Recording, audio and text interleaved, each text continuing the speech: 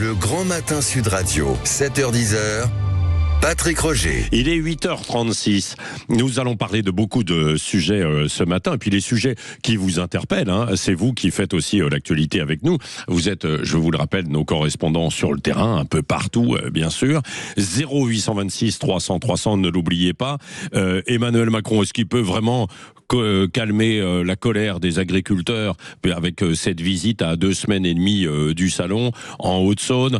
Là, j'aimerais vous entendre. Nous allons parler aussi de l'affaire Epstein. Est-ce que les personnalités françaises, par exemple, citées dans certains dossiers, doivent se justifier ou pas publiquement? Elisabeth Lévy dit que ça va trop loin, ce déballage. J'aimerais là aussi vous entendre, bien sûr, parce que vous avez la parole. Et puis, alors, il y a quand même cette enquête assez intéressante, Nous avons évoqué avec Éric Revel ce matin, dans Drôle d'époque, à 8h-10, comme chaque matin, la disparition des bars tabac, notamment en milieu rural, mais pas que, et d'ailleurs je crois que c'est un peu plus large, qui correspond aussi, et qui pourrait favoriser la montée du Rassemblement national. Tiens, il y a un témoignage avec nous, avant d'en reparler, Éric, c'est Coralie, qui est à Montluçon, en Auvergne, qui est avec nous et qui est buraliste. Bonjour Coralie. Bonjour. Bon, oui, vous êtes buraliste. C'est un bureau de tabac, bar, ou alors uniquement... C'est un bar tabac. C'est un bar tabac. Bar tabac. Voilà. C'est à Montluçon ou c'est un peu dans une commune autour? Non, alors on est à Montluçon, mais on est excentré du centre-ville. D'accord. Et sur ce que l'on évoquait en fait tout à l'heure, c'est vrai que le bar tabac traditionnel, le bistrot, évidemment, c'est là où se faisaient toutes les discussions auparavant. Alors dans cette étude, on dit oui, là il y avait des discussions, on s'exprimait, alors que aujourd'hui on ne se retrouve plus là, et donc on est dans une forme de bulle et ça fait monter le RN, quoi. On n'échange plus. Coralie, d'abord. Elisabeth, vous allez commenter ensuite. Oui. Oui, tout à fait. En fait, le bistrot, ça a toujours été quelque chose qui reliait les gens et de toute structure, ouvriers, banquiers. Enfin, c'était un lieu de rencontre, un lieu où on y allait pour tout. Moi, je me souviens, même petite, on y allait avec le pépé quand il y avait un décès, quand il y avait un mariage, à la sortie d'usine, à l'entrée d'usine. Enfin, c'était le bar. Le bar, de toute façon, le bistrot, c'était ce moment où tout le monde se rejoignait. Il n'y avait pas d'étiquette, en fait. Ouais. Mais c'est encore un peu le cas, en fait, non? Non, les habitudes ont changé parce que il y a plus cette transmission. Moi, comme je disais, j'ai souvenir, j'y allais avec mon pépé, on y allait en famille. Maintenant, les jeunes ne vont plus dans les bars. Ouais. Ils vont dans des structures qui sont plus jeunes, qui sont franchisées, mais ils vont pas dans les petits bars de quartier parce que c'est craignos d'aller dans un bar de quartier.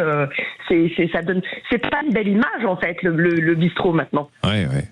C'est intéressant ce que vous dites. C'est une bonne réflexion. Elisabeth Lévy et Éric Revel. Et vous continuez de nous appeler. Alors d'abord, je crois quand même que le bistrot, comme lieu vraiment de socialisation, etc., c'était vrai dans les petites villes, dans les villages. Déjà, moi, dans mon enfance en banlieue, j'allais pas tellement. Moi, dans mon enfance en banlieue, j'allais pas tellement au bistrot avec Pépé. Je vous le dis, c'était déjà pas à Épinay-sur-Seine. Je ne me rappelle pas qu'il y avait une telle convivialité. Alors, il y a des habitués, Ça dépend aussi des milieux. Mais ce qui me frappe, moi, il y a deux choses qui, quand même, je voudrais parler de cette étude. C'est que on a l'air de considérer d'emblée que le vote RN, c'est une maladie sociale. C'est-à-dire, il faut trouver une explication négative. Les gens votent RN parce que les bistrots ont disparu, ce que moi je déplore. Excusez-moi, c'est pas encore une maladie, me semble-t-il, ou alors il y a beaucoup de malades à temps, trop. Ça, c'est la première chose. La deuxième chose, c'est que vous pouvez établir une coïncidence entre deux tendances. Ça fait pas une causalité, parce que si ça se trouve, les gens mangent moins de viande rouge dans ces régions qu'avant. C'est pas pour autant que le vote de la viande rouge manger de la viande rouge favorise tel ou tel vote. Donc, bon. Maintenant, c'est intéressant de parler de ce dont nous parle Coralie, c'est-à-dire la disparition de lieux qui étaient des lieux de brassage, comme le service, en fait. 200 000, nous rappelait en 1960, 38 000 aujourd'hui. Non, 200 000. Oui, il y avait 200 000 bistrots, cafés, un peu partout, bar tabac. Il y avait des petits cafés, bar tabac, c'était des relais. Il y avait des petits toquets. exactement. Il y avait beaucoup de petits toqués.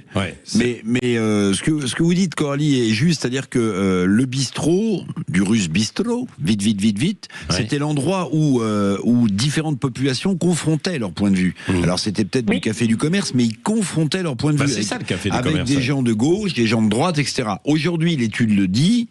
Bon, j'ai mis quelques guillemets, ma chère Elisabeth, vous avez noté, sur notamment la chute, c'est que l'individu, alors l'étude dit qu'il y a un sentiment de déclin, et face à lui-même, et face à des médias qui lui racontent parfois des choses qu'il ne vit pas au quotidien. C'est-à-dire que le café du commerce, c'est la télé ou la radio, quoi, finalement. Et que...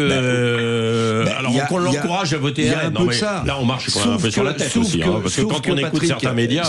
Cette étude dit que les gens ont un sentiment de déclin, et moi je rappelle que c'est pas un sentiment de déclin, vous voyez, c'est comme le sentiment d'insécurité de Monsieur Dupond-Moretti. Les Français, ils n'ont pas un sentiment de déclin, ils constatent le déclin sur leur pouvoir d'achat. Est-ce qu'on discute encore quand même un petit peu, et notamment de politique, Coralie, dans votre bar tabac du côté de Montluçon? Non, en fait, moi, c'est même quelque chose que mon patron, parce que moi, du coup, j'étais employé 21 ans et j'ai racheté il y a 5 ans, donc ça fait 26 ans que j'y suis. Mon patron, ça, la politique, c'était quelque chose qu'il voulait pas. Que les clients en parlent. Oui, ils faisaient vraiment attention parce que ça pouvait partir, justement, avec un peu d'alcool, en cacahuète. Donc, comme dans les bonnes maisons, on ne parle ni religion ni politique à table.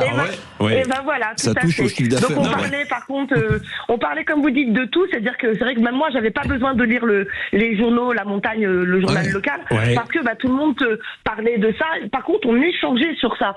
Et t'as vu, il y a eu ci, qu'est-ce que tu penses de ça? Et là aussi bien, voilà, comme je vous disais, aussi bien l'ouvrier qui se levait à 5h du matin pour aller travailler, que le banquier à côté, qui prenait sa pause café.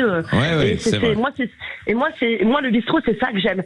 C'est ce partage de toute religion, parce que justement, non, il y a toute personne. Il y a des Maghrébins, il y a des Français, il y a de tout, et chacun apporte quelque chose. Vous voyez, quand c'est, je sais pas, quand c'est le nouvel an chinois, on a des personnes, elles sont chinoises, et nous apportent des nems. Quand c'est les crêpes, comme il y a eu la Chandeleur, on a des clients qui nous apportent des crêpes. Et c'est ça mais malheureusement, ça se perd parce que nous-mêmes, je pense, on ne retransmet pas ça à nos enfants. Sans penser qu'il y a quelques bistrots dans notre pays où on voit assez peu de femmes. Oui, alors ça, c'est autre chose. Alors que nous, ça justement, moi je suis une femme et j'ai 4 employés qui ne sont que des femmes. Parce que je veux que les femmes se sentent bien et voilà. Merci Coralie pour votre témoignage. Comment il s'appelle? Oui, comment il s'appelle? C'est vrai, Havana Café. Le Havana Café. C'est facile. Voilà, c'est facile à retenir. À Montluçon, je le dis en fait à tous nos auditeurs auvergnats. Julien, en région parisienne, à Savigny-sur-Orge, je veux également témoigner. Bonjour Julien. Oui, bonjour. Alors, moi, effectivement, le sujet m'a tout de suite parlé parce que c'est un sujet que j'ai un petit peu réfléchi il y a bien longtemps sur le fait de la liberté d'expression. C'est qu'en fait, plus on restreint une parole et plus la frustration monte et plus la radicalité se fait. Et je pense que la problématique, c'est qu'aujourd'hui, on n'a plus les bars pour discuter et un petit peu diluer notre pensée dans une pensée plus universelle. On va sur les réseaux sociaux où c'est à sens unique, où on balance de manière tout à fait anonyme, et du coup on n'a pas les répercussions, le retour d'informations sur ce qu'on dit. Ou alors ça va se passer de manière très brutale, ce qu'on appelle le bashing, les choses comme ça, le doxing et compagnie, toutes ces méthodologies qui vont justement confronter, rajouter de la radicalité. Et je pense que c'est vraiment un gros tort pour notre société d'avoir perdu ces agoras, ces lieux publics de débat et d'échange.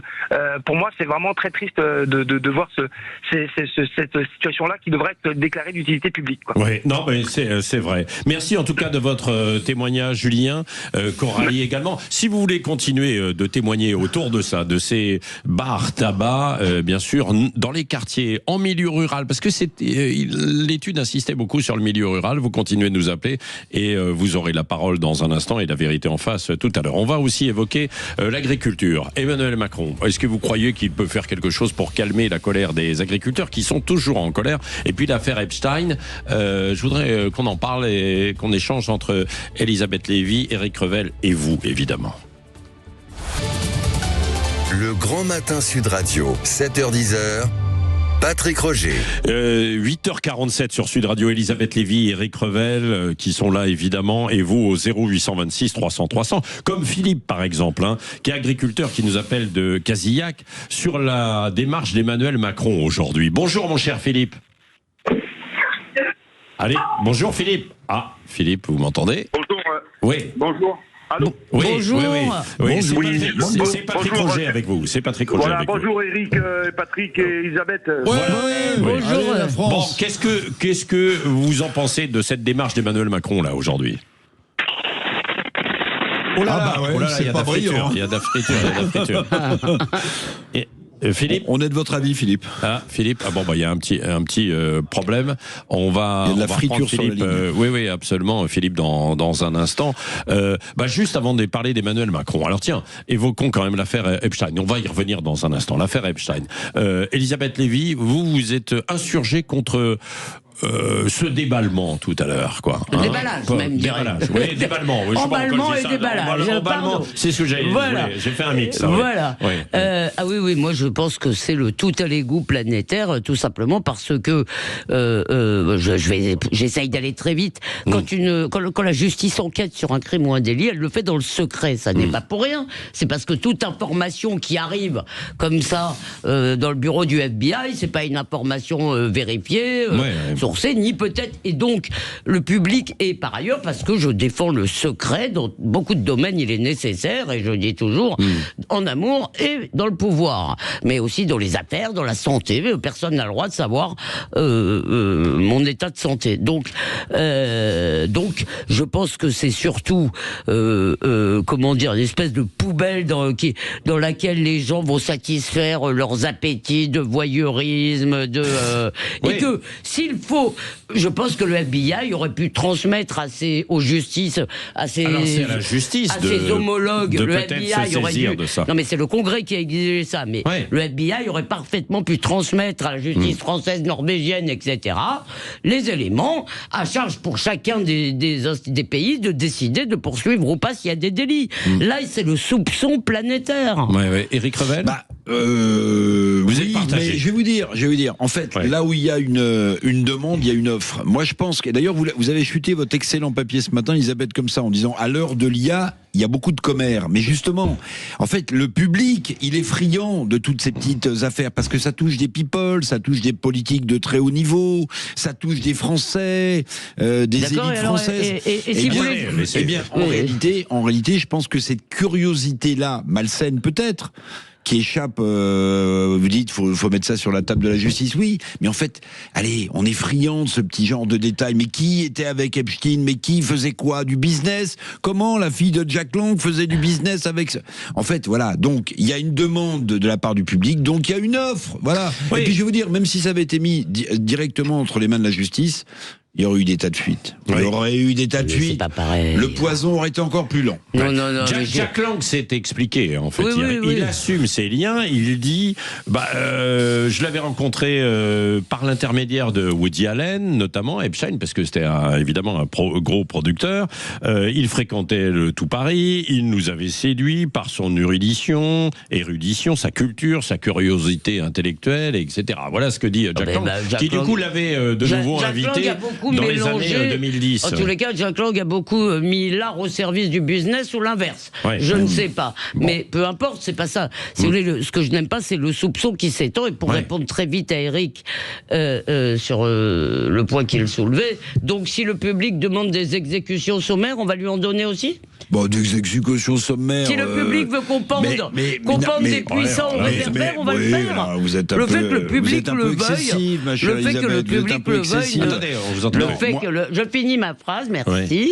Le fait que le public le veuille ne légitime absolument pas cette divulgation sans médiation, encore une fois, sans filtre, sans processus pour rendre les choses intelligibles. Écoutez, quand Snowden a dévoilé des secrets d'État américains, des secrets diplomatiques, etc., j'ai pas trouvé ça bien. Bon, c'est une explication. Maintenant, je souligne quand même que la gauche donneuse de leçons, la gauche qui n'aime pas l'argent, la gauche qui se méfie de ceux qui réussissent, dans les sous-bassements de l'ombre d'affaires compliquées, on voit un Jack Lang, quand même, ou sa fille. Bah attendez. Oui, mais en l'occurrence, c'est pas que politique, hein, puisqu'il y a des gens de droite qui sont cités aussi. C'est une histoire de fric, c'est une histoire de fric. Oui, il y a pensez, l'argent, là. Clinton aussi, oui, non, mais c'était un type qui était au milieu du réseau mondial des riches, célèbres, et donc tous ces gens se connaissent, ils sont tous à un numéro, à un coup de fil de monsieur Epstein. Ce qui est assez étonnant, c'est aussi la future reine de Norvège. Alors là, en Norvège, il y a un sacré scandale. Vous voyez, moi-même, je cède à ce que dit Eric. Non, mais c'est vrai. Mais c'est pour ça que je ne veux pas qu'on satisfasse chez moi. Je ne veux pas qu'on satisfasse cet appétit de ragot chez moi. Bon, voilà. D'accord. Allez, tiens, on revient à l'agriculture. Emmanuel Macron, donc, qui va du côté de la Haute-Saône aujourd'hui. Philippe, on l'a retrouvé de Casillac, agriculteur. Oui, Philippe, que pensez-vous de cette démarche d'Emmanuel Macron, donc? Bonjour Sud Radio, Elisabeth, Patrick et à tout ça. Bonjour. Voilà. Oui. Bonjour à tous. Voilà. Non, mais merci déjà pour nous donner le droit de s'exprimer, le besoin. Bon, mais je pense que la visite, elle est très très maladroite, quoi. Tout simplement, quoi, parce que on a vécu des choses depuis un mois et demi. L'agriculture est depuis des dizaines d'années brassée, secouée, ignorée, et aujourd'hui, pourquoi il va sur une ferme aujourd'hui? Bon, je pense que l'agriculteur le reçoit, mais c'est parce qu'il veut avoir un salon, le dernier ou l'avant-dernier salon qui va ouvrir sous son mandat. Il veut avoir un salon apaisé avec tout ce qu'on a eu. Je pense que c'est très mal vu et se moquer du monde agricole. Voilà, se moquer du monde agricole. Vous savez, cette semaine, on a le congrès FNB à Clermont-Ferrand où il va y avoir 600 ou 700 éleveurs bovins de toute la France. Et on attend la ministre de l'Agriculture qui doit normalement nous rejoindre. Ça fait 2 ans qu'elle ne vient pas au congrès FNB des éleveurs bovins en France. C'est quand même, il y a 600 ou 700 éleveurs. Et Clermont-Ferrand, c'est un bassin d'élevage. Et donc, voilà, je trouve que c'est quand même maladroit, quoi. Quand on voit ce qui se passe, la souffrance qu'il y a dans le monde agricole et tout ce qui s'est passé, il y a eu de l'exagération, je suis d'accord, mais aujourd'hui, d'aller sur une ferme, essayer de racoler en sachant qu'il y a 3 ans, il était pour le Mercosur et là, il a signé contre. Franchement, mais nos politiques, les gens n'y croient plus à nos politiques. Les gens ne croient plus à nos politiques, quoi. C'est très maladroit, quoi. Très maladroit. Voilà. Bon, merci de votre témoignage, Philippe. Nous vous donnons la parole. Vous pouvez continuer après 9h, d'ailleurs, dans La Vérité en face, comme dans beaucoup d'émissions, vous le savez, dans toutes les émissions, d'ailleurs, sur Sud Radio. Tiens, puisqu'on parle d'Emmanuel Macron, sur les réseaux sociaux, Benjamin Glaise, vous avez repéré, vous vous souvenez, l'étudiante qui avait demandé un stage à Emmanuel Macron. On a des nouvelles. Oui, on écoute d'abord. Souvenez-vous, ça avait été une vidéo largement commentée et partagée sur les réseaux sociaux. Cette étudiante qui était allée au culot donner son CV au président en marge du Forum de la Paix. C'était en octobre dernier. C'est pas c'est cadeau. C'est cadeau. Merci. Je suis étudiante à Sciences Po et j'ai déjà travaillé pour vous à la Chambre de commerce française au Maroc quand vous êtes venu en octobre dernier. Et écoutez, je cherche un stage à votre. Vous avez un CV ? Écoutez. Vous êtes bien organisé. Et pensez à tout. Mais vous voulez un stage de combien de temps ? 6 mois. Le cabinet économique, enfin votre cabinet pour l'économie. Eh bien, figurez-vous qu'elle a décroché son stage à l'Élysée, un stage de 5-6 mois, où ça, au pôle économique, comme elle l'avait demandé. L'information nous est dévoilée par nos confrères du Parisien qui l'ont recontactée. Elle confie qu'elle a passé un entretien dès le mois de novembre, quelques jours, donc seulement après avoir interpellé Emmanuel Macron. Et donc, elle vient de l'apprendre. Elle a été retenue. Elle revient aussi dans cet article sur les accusations de mise en scène orchestrée par l'Élysée, dénoncées par certains. Elle assure, cette étudiante, qu'elle n'a aucun lien avec quiconque dans l'équipe d'Emmanuel Macron. Voilà une promesse de tenue, c'est la première pour Emmanuel Macron, non ? Non, mais juste un mot quand même sur la visite du chef de l'État là en Haute-Saône. Vous avez vu que alors il va rencontrer les agriculteurs et des lycéens, mais que les journalistes seront tenus à distance. Oh, c'est très mal. Dans les 2 cas de figure. Personne. Je viens de relire le papier. L'Élysée explique que ce qui va se dire entre les agriculteurs et le président n'a pas à être relayé. Moi, je trouve ça absolument incroyable. Et pareil pour les lycéens. Donc les journalistes vont être tenus à distance. Il y aura juste après ces entretiens un pool, vous savez. Quelques journalistes qui auront le droit de poser des questions au chef de l'État. Moi, ça ne me choque pas qu'il y ait Je peux. Merci. Elisabeth. Ça ne me choque pas. Ce qui me choque, c'est qu'Eric me coupe la parole, mais ça ne me choque pas du tout. Je blaguais. Ça ne me choque pas du tout que des activités du pouvoir exécutif se fassent à l'abri des regards. Le pouvoir ne peut pas s'exercer en permanence sur la place publique. De toute façon, là pour le coup, comme il y a beaucoup de monde, ça sortira. Mais quand même, moi je voulais dire un truc plus sympa sur cette jeune fille.